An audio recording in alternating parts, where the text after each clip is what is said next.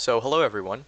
The APS is currently working on getting their fossil collections digitized, and a part of that project is making some 3D scans of those fossils.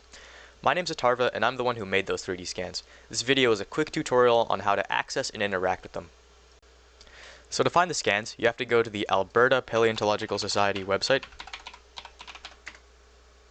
And from here, you go to Resources and Fossil Collection. Once you're on Fossil Collection, you can scroll down to see all of the scans. So a quick disclaimer first, this video is being made before a lot of changes. We're planning to add specimen information for each 3D scan, make some user interface changes, and are looking at putting up pictures of the rest of the APS collection on the website. The collection is very large, and I only made 3D scans of a few of those specimens. If you're interested in the APS fossil collection, there's more information about it on this fossil collection page up here. Give it a read if you're interested.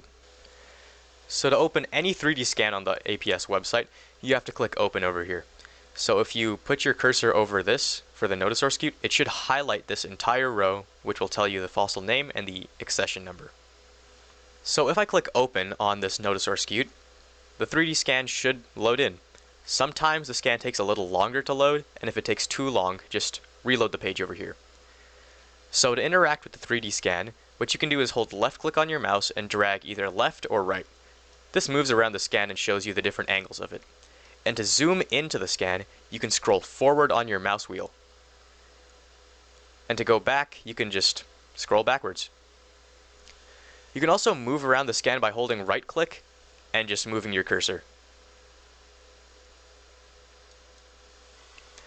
So after you've had your fun looking around at the scan, to exit the page, there would be an X over here in the top right corner, and clicking that would exit the screen. But for now, hitting escape on your keyboard works just fine. So that sums up how to open, access, and interact with these 3D scans. I had a lot of fun making them, and I really hope you have fun looking at them as well. Thanks for watching.